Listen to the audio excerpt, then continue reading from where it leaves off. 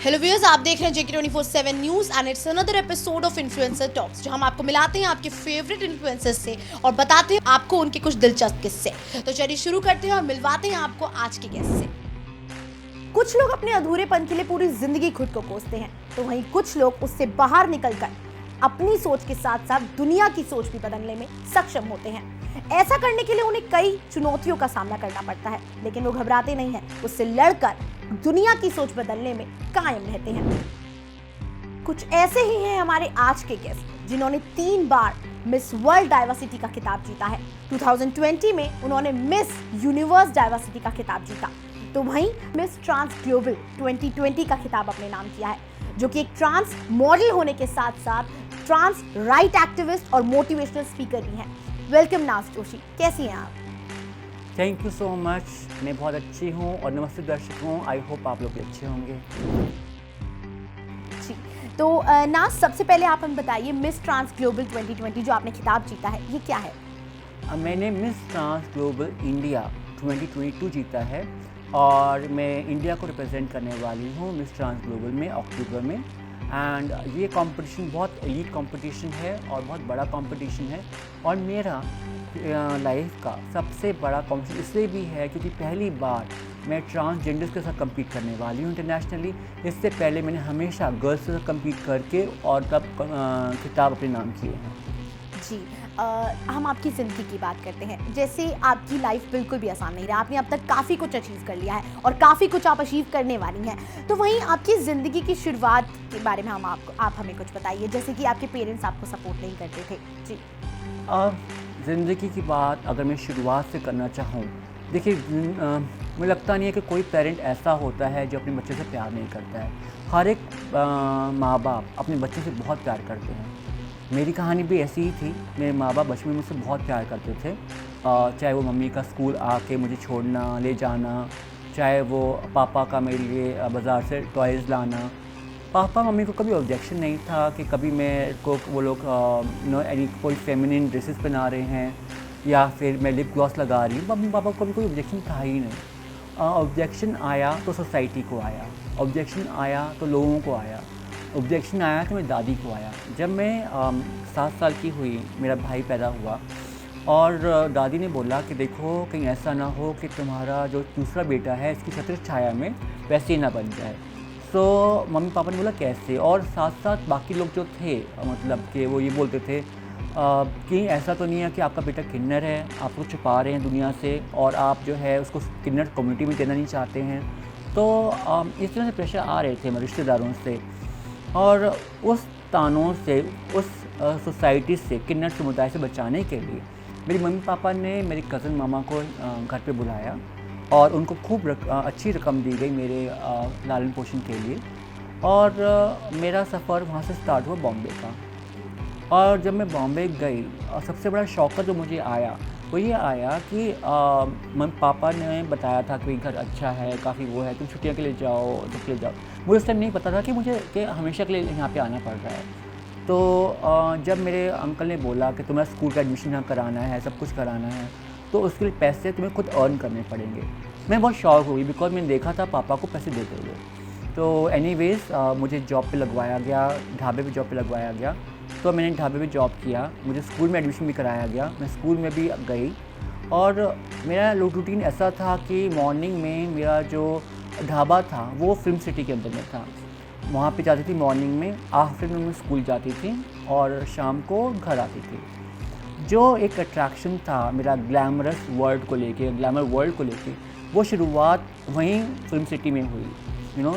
जब मैं देखती थी मंदाकिनी जी सेट पे हैं, ऋषि कपूर जी सेट पर हैं, श्रीदेवी जी हैं, रवीना टंडन जी हैं, सलमान खान जी, उन सबको मैंने लाइव देखा बचपन में। और जिस तरह से लोग तैयार होते थे और घंटे घंटे लगाते थे, उस टाइम तो वेंटिलेंस थी भी नहीं, तो उस टाइम तो वो छतरी लेके, बड़ी सी छतरी लेकर वो उसमें बैठते, उसके नीचे बैठते थे और मुझे बहुत अट्रैक्शन होता था उस चीज़ को लेकर। बट कभी सोचा नहीं था लाइफ में कि आगे जाके ये सब कुछ होने वाला है मेरे साथ भी। तो एनीवेज़ लाइफ अच्छी चलती रही, मैं बहुत इन्जॉय कर रही थी ढाबे पे काम करना बिकॉज मुझे इन सबसे मिलना अच्छा लगता था, है ना। तो आई वॉज़ वेरी हैप्पी कि चलो ठीक है, इन लोगों से मिल रही हूँ, इन लोगों से ऑटोग्राफ ले रही हूँ और इन लोगों से डेली जाके चाय भी इनको देकर आती हूँ, ये लोग मुझसे अच्छे से बात करते हैं। So I was happy with that part, मुझे उससे कभी कोई प्रॉब्लम नहीं हुई। और स्टडीज़ भी ठीक ठाक चल रही थी बिकॉज ज़्यादातर टाइम तो ढाबे में निकलता था, घर आके बर्तन भी मारने पड़ते थे मामी के। सो आई वॉज वेरी हैप्पी। जब मैं 11 साल की हुई, 11 साल की रही होंगी मैं एक दिन घर आ रही थी from my this thing school. घर पहुंची तो देखा कि घर में कोई भी नहीं है, एक पार्टी चल रही है और कज़न्स लोग जो है पार्टी कर रहे हैं। तो उन्होंने बोला कुछ हमारे लिए बना दो, तो मैंने जाके कुछ तल दिया उनके लिए, पकौड़े भजिया वगैरह। तो उन्होंने मुझे ऑफ़र किया कि ड्रिंक करना चाहोगे तुम? मैंने कहा नहीं, मैं ड्रिंक नहीं करता हूँ, यू नो। तो बोले कि नहीं, ड्रिंक करने से मर्द बनते हैं, यू नो। उन्होंने कहा कि ना, अभी तू मर्द नहीं है, तू ड्रिंक पिएगा तो तू मर्द बनेगा। मेरे को नहीं करना है। तो कहते चल ठीक है, तो ये you know Coca Cola P ले। तो उस टाइम पे आती थी पेप्सी आती थी, तो हाँ मैंने पिया पेप्सी को, और पीते ही ना जाने मेरे को बहुत यू नो एकदम से नींद आ गई। बिल्कुल मैं नींद आ गई और बीच में उठती थी तो मुझे लगता था कुछ हो रहा है मेरे साथ, बट क्या हो रहा है मुझे नहीं पता था। मैं सुबह हुई तो मैं एक हॉस्पिटल में पाई गई, ग्लूकोज चढ़ रहा था मुझे ऊपर से, और मामा आए देखने के लिए। दर्द का एहसास हो रहा था मुझे, लेकिन मुझे नहीं पता मेरे साथ हुआ क्या है। मामा ने बोला कि रात को तेरी तबीयत ख़राब हो गई थी तो हम यहाँ पे ले आए, तो 2-3 दिन के बाद मैं आके ले जाऊँगा तुझे, तो तू यहीं पे रहना है ना, रोज़ मेरे लिए आना संभव नहीं है। बिकॉज ये जो होटल, ये जो हॉस्पिटल था, हॉस्पिटल बहुत दूर था हमारे घर से, तो बहुत दूर जाके रखा हुआ था। और 11 साल के बच्चे को पता नहीं था कि उसका घर है यहाँ से है तो कहाँ है, बिकॉज गूगल मैप्स नहीं थे हमारे पास में उस टाइम पर। उस टाइम पर ठीक है मुझे घर का एड्रेस ज़रूर मालूम था, लेकिन वहाँ तक पहुँचूँ कैसे, पैसे भी नहीं थे, कुछ भी नहीं था, कैसे पहुँचूँ। तो एनीवेज 3 दिन बीत गए और मामा जी नहीं आए लेने के लिए। और बाय माई लक सामने ही एक बेड पर जनरल वार्ड में थी, और वहाँ पे किन्नर समुदाय की एक औरत थी, उसका नज़र मेरे पास पड़ती थी, हमेशा देखती थी मुझे ऊपर से लेकर नीचे तक, मेरे बिहेवियर को देखती थी। तो मुझे डर लगता था कि ऐसा क्यों देख रही है मुझे वो। तो वो जब मेरे मामा लेने नहीं आए तो मेरे पास आई, बोली कि तुम हमारे साथ चलोगे? मैं मरती क्या ना करती, मैं चली गई उनके साथ में। तो उन्होंने मुझे बोला कि देखो यहाँ पे तुम रहो, खाओ पियो, ऐश करो, कुछ भी करो, यहाँ तुम्हारे से कुछ गलत काम नहीं होगा। मैं जब गलत काम मैंने उनसे सुना, मुँह से नाम सुना, मैंने गलत काम मतलब क्या, मुझे तभी नहीं पता था कि मेरे साथ क्या हुआ है ना। तो वो मुझे ले गई, लाल बत्ती पे ले गई, ठीक है, कोलाबा की लाल बत्ती हो गई या कोई लाल बत्ती होगी, वहाँ ले जाते थे मुझे, और वहाँ पर जाकर बोलते थे कि भाई ना अब ताली बजाओ, और ताली बजा के बोलो कि भगवान के नाम पे दे दो या अल्लाह के नाम पे दे दो, ठीक है। और अगर तुम्हें कोई टोपी वाला दिखे, मुस्लिम दिखे, तो उसको बोलना अल्लाह, और तो ऐसा दिखे भगवान के नाम पे दे दो। मैं मांगती थी, बट मुझे एक चीज़ बहुत खटकती थी, जब मैं ऐसे विंडो शील्ड के ऊपर मैं ठक करती थी और लोग जो हैं अपनी विंडोज़ को ऊपर कर लेते थे और बहुत ही घिन नज़रों से देखते थे, तो वो मुझे पसंद नहीं था। मैं आती थी, गुरु को बोलती थी, गुरु मुझे जो है स्टडीज़ करनी है, स्कूल जाना है, करा देंगे। 1 साल बीत गया, मैं नहीं स्कूल जा पाई। फिर मैंने गुरु को फाइनली बोला, गुरु मुझे ये नहीं करना है सब कुछ, है ना, मुझे आप प्लीज़ कुछ और कराइए, मैं नहीं करना चाहती। तो फिर गुरु जो थी बहुत अच्छी थी, क्योंकि मैं सबसे यंग थी वहाँ पर, तो उन्होंने कहा कि ठीक है, उन्होंने एडमिशन मेरा एक स्कूल में करा दिया और बोला कि तुझे ये भीख का काम नहीं करना है। मैंने कहा नहीं करना है। कहते तो कोई बात नहीं, तू घर रह, हम तेरे को घर बैठ के भी खिला सकते हैं। मैंने मुझे ऐसे नहीं करना, मुझे काम करना है, I want to work also, because काम की आदत लग चुकी थी और मैं किसी के मतलब फालतू के पैसे पे क्यों मैं अपना पालन पोषण करूँ। तो उन्होंने मेरी जो एक बार डांस में जॉब लगवा दी। अब बार डांस में ये था कि मैं सुबह को स्कूल जाती, दोपहर को होमवर्क करती, रात को बार डांस करती। और मैं शुरुआत के कुछ दिनों में बार डांस में बहुत खुश थी, बिकॉज जो मेरा सपना था, एक जो सपना जिसने जो मैंने जो देखी थी ग्लैमरस होके, यू नो, वो स्कर्ट पहनना और मेकअप लगा के, और मैं तो लड़का थी उस टाइम पे, विग पहन के और पूरा मेकअप करके मैं डांस कर रही हूँ, लोग वाह वाह कर रहे हैं, लोग पैसे लुटा रहे हैं, तो वो मुझे अच्छा लगा, you know, I like that. So मैं जब 13-14 ईयर्स की हुई तो मेरे को ना एक इनडिसेंट प्रपोजल आया। तो मुझे बोला गया कि जो है हम तुमको पे करेंगे इसके लिए। तो मैंने ना सोचा, मैंने बाकी लड़कियों से बात करी, जो बाकी वहाँ पे किन्नर लड़कियाँ काम करती थी या कोई और बात करता था, तो मैंने कहा मुझे ये करना चाहिए नहीं करना चाहिए। उन्होंने बोला कि ट्राई कर लो। तो मुझे रियलाइज़ हो चुका था उस दिन, and I was very angry that day. But मेरे को ये था कि अब कोई बात नहीं, मेरे साथ वो बिना मर्ज़ी के हुआ, ठीक है, अब मैं मर्ज़ी से करूँगी ये। मुझे अब ये था कि मुझे अपनी मर्ज़ी से करना है, क्योंकि I wanted to earn money, मुझे पैसा कमाना था। बिकॉज़ मैं चाहती थी कि मैं डांस बार में सबसे अच्छी दिखूँ, सबसे सुंदर मैं ही दिखूँ वहाँ पर, सो चलो चलता गया, वो सिलसिला चला। मैं 18 की हुई, 11th-12th में साइंस ली थी, ऐसी मर दूर के पास हो गई मैं, मेरे 55% मार्क्स आए मेरे 11th-12th में।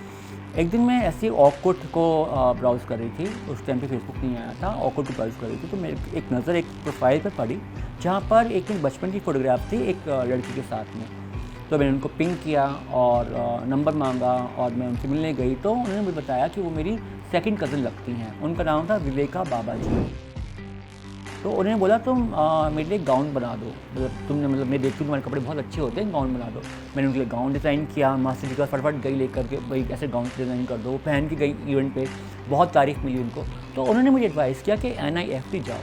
तो NIFT मुझे मालूम था होता क्या है। तो NIFT हम लोग गए, ठीक है, वहाँ पे फॉर्म भरे, वो मेरे साथ गई थी बॉम्बे के NIFT में, हमने फॉर्म भरे, मैंने क्लियर किया इंटर एग्जामिनेशन।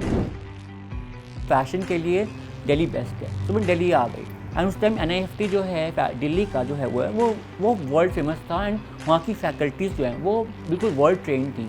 मतलब fashion institute of technology New York से वो लोग जो थे ट्रेन थे। So I came to Delhi, and Delhi में पहली बार आके मुझे मालूम पड़ा कि मेरे जैसे बाकी बच्चे भी हैं, मतलब जो फेमिनिन हैं, एंड उन बच्चों ने मुझे LGBTQ सोसाइटी से इंट्रोड्यूस कराया पहली बार। एंड मैंने अंदर सडन ट्रांसफॉर्मेशन देखा अपने अंदर में, पर्सनैलिटी के अंदर में। जो एक डिप्रेशन की मरीज़ था एक लड़का, वो यहाँ आके इतना खुल गया था कि यहाँ पे आकर उसने 3 साल के अंदर में NIFT में टॉप कर लिया और बेस्ट डिज़ाइनर का उसको अवार्ड मिल गया। एंड थ्रू दिस मुझे मौका मिला 2 बड़े डिज़ाइनर्स के साथ काम करने का। डिज़ाइनर्स बहुत अच्छे थे, बट प्रॉब्लम यही थी कि मैं लड़के की शरीर में थी उस टाइम पर, मेरी आत्मा लड़कों जैसी लड़कियों की थी, और मैं बहुत फेमिनिन थी, ठीक है, मतलब हाँ कैसे करना है, मस्ती बताओ, ये ऐसे करके ना जैसे हाव भाव होते हैं, तो वो हाव भाव थे। तो हाव भाव होने के बाद में क्या हुआ कि वो जो वहाँ पे वर्कर्स थे बोलते थे आए छक्का है तो छक्का है, छक्के की हम बात क्यों सुनेंगे, अब तो औरतों की बात सुनते थे। जहाँ हमारे देश में जहाँ लेडी बॉस को कोई अप्रिशिएट नहीं करता, आज तक सोचिए, आज से 8-9 साल पहले, 10 साल पहले कहाँ अप्रिशिएट करते थे। चक्कों से लेने पड़ेंगे, इंस्ट्रक्शन और ये फलाना ढिमकाना। तो मुझे डिप्रेशन हो गया बहुत ज़्यादा, मैं बहुत डिप्रेशन में चली गई। मैं साइकेट्रिस्ट से मिली, उन्होंने मुझे इवैल्यूएट किया। जब इवैल्यूएट किया तो पता चला कि मैं ट्रांसजेंडर हूँ, बिकॉज उन्होंने मुझे मतलब क्वेश्चन ऐसे पूछे थे, तो मैं ट्रांसजेंडर निकली। तो मेरी एक ट्रांस फ्रेंड थी जो कि ऑलरेडी लड़की बन चुकी थी। तो मैंने कहा कि तू कैसे बनी, उसने प्रोसेस समझाया, पैसा समझाया। मैं चली गई सर्जरी करवाने, अकेले ही चली गई। और जब मेरे स्टिचेस खुले तो नर्स ने पूछा कि आपको कैसा महसूस हो रहा है। मैंने कहा मुझे कुछ एक्साइटमेंट तो महसूस नहीं हो रहा है, not to be honest with you. मेरे को लगता है कि शायद यही होना चाहिए था मेरे साथ में, ये बॉडी जो है मुझे भगवान ने देनी चाहिए थी, जो डॉक्टर ने दी है। तो मैं आज भी जिस डॉक्टर ने मेरी सर्जरी की थी उसको पापा बोलती हूँ, ठीक है, उसको अपनी माँ बोलती हूँ, बिकॉज उसने मुझे रियल में बर्थ दिया है। जो मैं बर्थ चाहती थी वो बर्थ उसने दिया मुझे। आया 2015 में ऋषि तनेजा ने पिक्चर्स खींची थी मेरी, वो वायरल हो गई। और तहलका मैगजीन उस टाइम ढूंढ रहा था अपने लिए कवर मॉडल। CNN IBN करना चाहता था एक डॉक्यूमेंट्री शूट मेरे ऊपर में, जो कि बहुत ही चैलेंजिंग अगेन डॉक्यूमेंट्री शूट था। तो हमने सब कुछ रिक्रिएट किया जो मेरी लाइफ पास्ट लाइफ थी, और वो शोकेस किया गया वीकेंड सैटरडे संडे को। वो 5 बार दिखाया गया और पापा ने देखा। पापा को बहुत रोना आया देखकर। पापा ने पहचान दिया मुझे, बचपन की फ़ोटोग्राफ की थी। पापा का फ़ोन आया। 2015 वो ईयर था जब मैं घर वापस आई। जब घर वापस आई तो यही रूम था जहाँ हम बैठे हैं, पापा यहीं बैठे हुए थे और मम्मी उस टाइम घर पे नहीं थी। बहुत डरते डरते मैं आई, और जब गया तो लड़का था, लड़की वापस आ रही थी। तो मैं बैठी पापा को डरते डरते, ठीक है। मैंने ऊपर अपना जो बाल में तो लंबे हो गए थे, बालों को रैप करके आई थी और मेकअप बिल्कुल नहीं लगाया हुआ था, और ऐसे मैंने किया हुआ था ना फेस।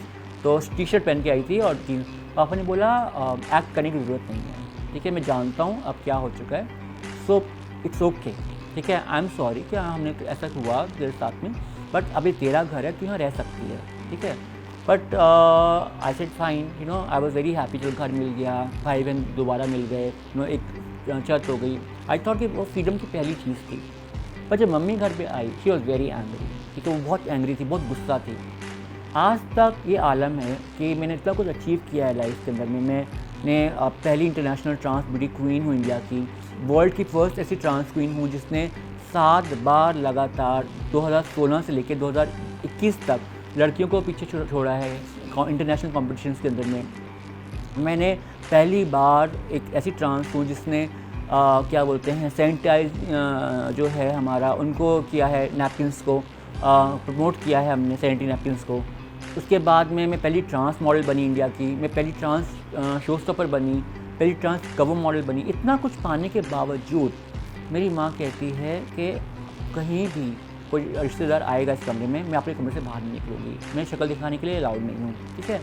रिश्तेदार छोड़िए, कोई अगर मतलब काम करने वाला भी आ गया या कोई वो भी आ गया, बोलते हैं वर्कर, वो भी मैं अलाउड नहीं हूँ, उनको उनसे मिलने के लिए भी अलाउड नहीं हूँ मैं, ठीक है। मैं बाहर जाना जब जाती हूँ तो मुझे मेक श्योर करना पड़ता है कि मेरी ओला उबर घर के सामने आए, नहीं आती तो बहुत बड़ा ड्रामा हो जाता है, ठीक है। मुझे मेक श्योर करना पड़ता है अगर मुझे बाई चांस ओला अगर बाहर आ जाती है और वो मेरे को अर्जेंटली जाना है और अर्जेंटली मीटिंग है, अर्जेंट कोई इंटरव्यू है, तो मुझे देखना पड़ेगा पहले बाहर आसपास कोई है तो नहीं, उसके बाद निकलना पड़ेगा। बिकॉज डेली मुझे सुनना पड़ता है फ्रॉम 2015 टू 2022 कि हमारी नाक कट रही है। तो आपको ऐसा नहीं लगता कि मतलब आप जहाँ रहते थे वो काफ़ी ज़्यादा आप कह सकते हैं कि बहुत ज़्यादा आज़ादी से रहते थे और आपको यहाँ पे ऐसे रिस्ट्रिक्शंस में रहना पड़ रहा है, तो ये आपके मन में सवाल नहीं होता कि मैं वापस वहीं चली जाऊँ? मालवीय 2018 में जब मैंने डिसाइड किया कि मुझे माँ बनना है, ठीक है, और मुझे एक इमीडिएट फैमिली दिखी जहाँ पे मैं बच्चा अडॉप्ट कर सकती थी। पापा से हेल्प ली, पापा एडवोकेट थे, भाई एडवोकेट था,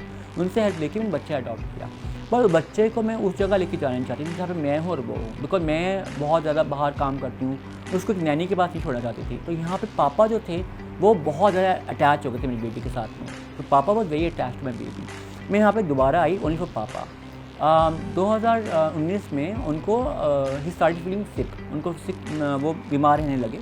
2020 में डायग्नोज हुआ कि उनको कैंसर है और उस टाइम कोरोना भी आ गया था, you know, and last stage का कैंसर में पता चला हमें। एंड पापा ने बोला कि तू कभी ये घर छोड़ के मत जाना, ठीक है। पापा ने बोला तू घर छोड़ के कभी नहीं जाएगा यार घर। मैंने बोला ठीक है पापा, बट क्योंकि ये था कि बेबी को मुझे पूरा संपूर्ण परिवार देना था। मेरी माँ से मैं आज बहुत नफ़रत करती हूँ और मेरी माँ भी मुझसे बहुत नफ़रत करती है। मेरा मन करता है कभी भगवान या तो मुझे उठा ले या उसको उठा ले, हम दोनों से एक को उठा ले तो मेरी ज़िंदगी बहुत आसान हो जाएगी। मैं हमेशा मांगती हूँ भगवान से, यू नो। एंड मैं यहाँ पर हूँ बिकॉज मेरी जो सिस्टर है बहुत प्यार करती है मेरी बेटी को, मेरे जो भाई है वो बहुत प्यार करते हैं, और मेरी सिस्टर और मेरा भाई और भाभी मुझे सपोर्ट करते हैं। मेरी मदर को दिक्कत है जो कि रोज़ कोई ना कोई मतलब सुबह उठते ही शुरू हो जाएंगी, तो कल का मरता आज क्यों नहीं मर जाता, यू नो, ये कहानियाँ। या फिर अभी आप लोग आए हैं, आ गए थे रिश्तेदार। I mean what is this. अगर मान लो कि मैं एक प्रॉपर लड़की होती या प्रॉपर लड़का होता और आपके घर में मीडिया आ रही होती, तो क्या आप तब भी आप ये बात बोलती? नाउ जैसे आपके इनिशियल डेज की बात करें फैशन डिज़ाइनिंग के में, तो आपने निफ्ट से फैशन डिज़ाइनिंग की है, आपने कई बड़े फैशन डिज़ाइनर्स के साथ काम किया है, लेकिन अगर इनिशियल स्टेज की बात करें तो आपको जॉब नहीं मिली थी, ऐसा क्यों हुआ था? ऐसे इसलिए हुआ कि जब भी मैं इंटरव्यू देने के लिए जाती थी, ठीक है, सो मैं बहुत फेमिनिन थी, तो कहीं ना कहीं जो मेरा टैलेंट था वो मेरी फैमिली छुपा रहा था, यू नो। सो टैलेंट को ना देखते हुए वो लोग फैमिली देखते थे, इसलिए मेरी जॉब पे नहीं रखते थे। कहीं जो मेरे साथ पहले हुआ, क्योंकि वो मुझसे क्वेश्चन करते थे कि आपने वो जॉब क्यों छोड़ी, तो मैं उनको बताती थी ये बात कि भाई मैं जॉब इसलिए छोड़ी क्योंकि मेरे साथ ये सब कुछ हुआ, तो इसलिए मुझे जो है जॉब्स नहीं मिली। जी, जैसे कि आपने जॉब्स नहीं मिलने पर आपने ब्यूटी पार्लर में, जैसे कि आपने बताया मसाज पार्लर में आपने काम किया था, तो वहाँ पर कैसा वक्त गुजरा, वहाँ पर कैसे लोग आपको ट्रीट करते थे? सी वहाँ पर जो है जो स्टाफ था बेसिकली, जो बॉयज़ थे जो काम कर रहे थे बाकी, या फिर गेज थे जो काम कर रहे थे, सो बहुत अच्छा ट्रीटमेंट था। ऑब्वियसली एक ही कम्युनिटी से लोग बिलोंग करते थे, पर जो क्लाइंट्स थे दे वर वेरी इंडिफरेंट, क्योंकि हर तरह के क्लाइंट्स थे वहाँ पे, चाहे वो रिक्शा चलाने वाला क्लाइंट हो, चाहे वो ऑटो चलाने वाला क्लाइंट हो, टैक्सी ड्राइवर हो, या फिर किसी बहुत बड़े बिजनेस हाउस का सीईओ हो। सो हर तरह के क्लाइंट्स थे, हर तरह के अलग अलग फेटिशेस थे, हर लोगों के अलग अलग ट्रीटमेंट का यू नो एक ज़रिया था। कुछ लोग बहुत रिस्पेक्ट करते थे, कुछ लोग बिल्कुल रिस्पेक्ट नहीं करते थे, कुछ लोग बहुत कुछ करवाते थे, कुछ लोग कुछ भी नहीं करवाते थे, तो बहुत तरह के लोग मिले मुझे। जी तो जैसे कि आप हमें बता रही हैं कि किस तरीके से आपको ट्रांस सर्जरी करवानी पड़ी थी। जब आपने ट्रांस सर्जरी कराई तो वो काफ़ी महंगी होती है, तो उसके लिए वो आपका समय कैसा था, मतलब वो प्रोसेस कैसा था आपका ट्रांस सर्जरी कराने का? फाइनल सर्जरी का कॉस्ट अबाउट 4.5 to 5 लाख होता है। तो मैंने जो है बताया कि मैंने सिर्फ वो इकट्ठा करने के लिए ही मैंने जो है उस मसाज पार्लर में जॉब करी थी। जी, तो जैसे आपने इतना बड़ा फैशन डिज़ाइनिंग कोर्स किया, निफ्ट से आपने ये कोर्स किया और फिर लेकिन आपको उसमें जॉब ना मिलने के कारण आपको जो है कई छोटे-मोटे काम करने पड़े। तो ऐसा क्यों होता है? मतलब ये लोगों को जैसे और अगर कोई करता तो उन्हें डायरेक्ट जॉब मिल जाती। तो ऐसा क्यों होता है कि आपको जैसे स्ट्रगल क्यों करना पड़ा इस चीज़ के लिए? आपको क्या लगता है इस चीज़ में? डिफ़िकल्टीज हम लोग इसीलिए फेस करते हैं बिकॉज हमारी सरकार हमारे लिए कुछ नहीं करती है। जी तो जैसे आपका जो ये जर्नी है वो बेहद, मतलब आप कह सकते हैं, जैसे आपने बताया, बेहद स्ट्रगल्स के साथ रही है। तो इस बीच कोई ऐसा था जो हमेशा आपके सपोर्ट में था, हमेशा आपको एक साथ था? आपके फ्रेंड्स, भाई बहन? डेफिनेटली मेरे साथ हमेशा श्री कृष्णा रहे हैं और श्री कृष्णा ही मेरे सपोर्ट बने हैं। जब कहते हैं वो हो साथ में तो आपको किसी और की ज़रूरत नहीं पड़ती है। जब ईश्वर ही आपके साथ है तो और किसी की क्या ज़रूरत है। तो आपने जैसे इतना कुछ अचीव किया है, आपको इस चीज़ की मोटिवेशन कहाँ से मिलती है? लाइक हम यहाँ देख रहे हैं इतनी ट्रॉफीज़ आपके नाम है, ये मोटिवेशन आपको कहाँ से आती है? जब आप देख रहे हैं कि हर कोई दबाने में लगा हुआ है, लेकिन ये मोटिवेशन आपको कहाँ से आती है? मेरी इंस्पिरेशन वहीं से आती है कि बुराई ना देखो, ना सहो, ना जो है उसको करने दो किसी और को। तो मैं अपने लिए नहीं, बाकियों के लिए भी स्टैंड लेती हूँ। मेरे पास बहुत सारे बच्चे कई बार आते हैं जिनको जॉब पे उनको इनकम नहीं मिलती है, उनके पैसे रोक लिए जाते हैं, मैं जाके वहाँ लड़ती हूँ। मैं बहुत सारे स्कूल एंड कॉलेज में जाती हूँ जहाँ मैं जेंडर इक्वालिटी की बात करती हूँ। मैं एक ट्रांस राइट एक्टिविस्ट नहीं हूँ, मैं एक ह्यूमन राइट एक्टिविस्ट भी हूँ, जहाँ पर मैं अगर मैं रास्ते में देख लेती हूँ कुछ ख़राब हो रहा है, इवन लाइक रिक्शे वाले के साथ में मैं देखती हूँ कुछ लोग उसको पैसे नहीं दे रहे होते हैं, दारू पी के उसके साथ में ख़राब बिहेव करते हैं, मैं उठती हूँ, सीधा अपनी चप्पल उठाती हूँ, बजा देती हूँ उनको उस टाइम पे कि उसको पूरा पैसा दो उसको। तो ये चीज़ें मुझे बिल्कुल पसंद नहीं हैं, जो होती हैं लगातार इस तरह से। सो मुझे मोटिवेशन वही भगवान से मिलती है कि जो लाइफ में करना है वो करो, ठीक है। और मुझे लगता है कि ये सब अवार्ड जो मुझे मिले हैं, मैंने इनके लिए कभी चाहा नहीं था। इन अवार्ड्स के बारे में मैंने कभी प्लान नहीं किया था। इन अवार्ड्स के बारे में मैंने कभी ये नहीं कहा था कि हाँ मुझे एशिया बुक ऑफ रिकॉर्ड में आना है या इंडिया बुक, ये ऑटोमेटिकली होता गया। कहते हैं आप अच्छा करते हो तो अपना अच्छा होता रहता है। तो ये सब मेरी बेटी का आना प्लान नहीं किया था, ठीक है। अवार्ड्स का कभी प्लान नहीं किया था, कभी ये भी प्लान नहीं किया था कि 7 बार मुझे इंटरनेशनल क्राउन मिलेगा, और ये भी प्लान नहीं किया था कि इस साल जो कंपटीशन में जीता है इंडिया का, मेरे से आधी उम्र की ट्रांस लड़कियाँ थीं जो मेरे से बहुत खूबसूरत थीं, मतलब उनको पीछे छोड़कर मैं आगे आ गई। मुझे ये भी बिलीव नहीं होता है कि मैं मिस ट्रांस ग्लोबल इंडिया कैसे बन गई। तो I think it's all because of कोई ना कोई यूनिवर्स में एक फोर्स है, यूनिवर्स में एक ताकत है कि जैसे हम अच्छी गुड वाइब देते हैं यूनिवर्स को, तो यूनिवर्स वापस हमें देता है। तो आई थिंक वही एक ड्राइव रही है, बीइंग पॉजिटिव। बिल्कुल, जैसे 2014 के अंदर सुप्रीम कोर्ट में एक जजमेंट निकला था जब ट्रांसजेंडर्स को एक थर्ड जेंडर माना जाता था, तो उससे आपकी ज़िंदगी में क्या बदलाव आया? फिर सुप्रीम कोर्ट का जब जजमेंट आया था, नालसा जजमेंट, तो उनका ये था कि अगर आप अपने आप को मेल आइडेंटिफाई करते हैं, ट्रांसमैन हैं, मेल आइडेंटिफाई करते हैं, फीमेल आइडेंटिफाई करते हैं, ये अपने आप को न्यूट्रल आइडेंटिफाई करते हैं, तो आप थर्ड जेंडर में आपको डाल सकते हैं, ठीक है। पर वो ऑप्शनल था, इट वॉज नॉट कि आपको डालना ही डालना थर्ड जेंडर में, बिकॉज उससे पहले भी मेल फीमेल को था ही था। So that was a good decision, definitely taken by the court. हाँ, अच्छा लगा कि भाई नागरिकता मिली हमारी ट्रांस बहनों को, it was very good and it was a very good decision.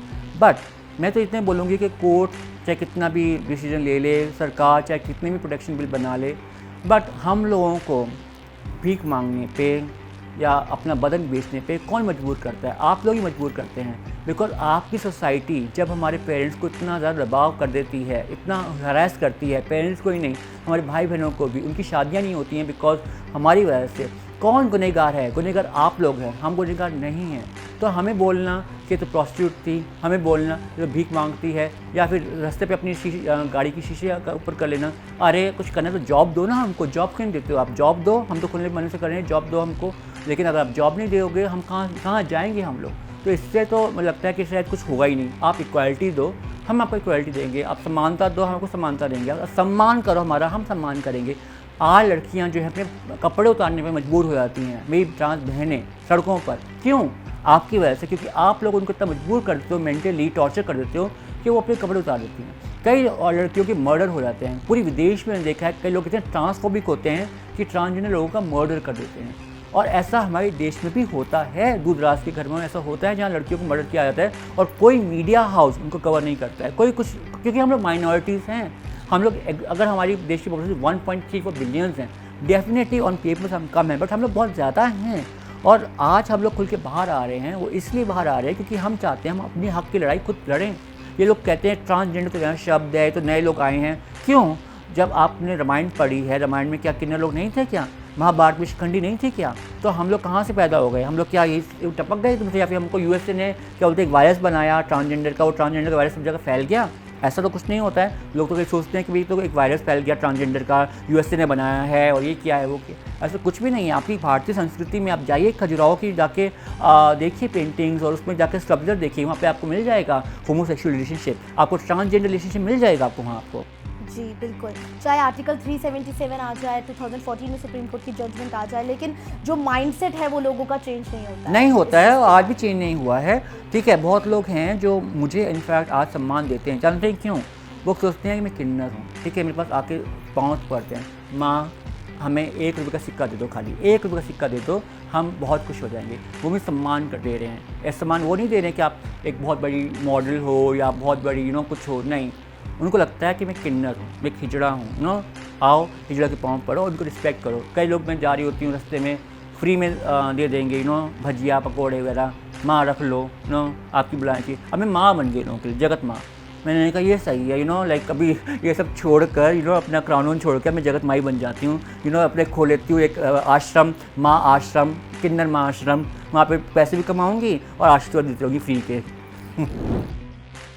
तो आपको मतलब क्या लगता है, जैसे कि लोग की थिंकिंग जो है वो चेंज नहीं होती है, तो आपको लोग हमेशा बोलते हैं कि एक किन्नर होना एक अभिशाप है, एक कर्ज है, तो आपको इस चीज़ का क्या लगता है, क्या जवाब उनको देना चाहते हैं? प्रॉब्लम तो ये है कि ट्रांसजेंडर्स हम लोग हैं और हम लोग इस सोसाइटी में रह के सोसाइटी को चेंज करना चाहते हैं। We are the ones who are suffering, हम लोग सफ़र कर रहे हैं। और लोगों की धारणा एजुकेशन से चेंज होगी, जो मैं जेंडर सेंसिटाइजेशन प्रोग्राम देती हूँ उससे चेंज होगी।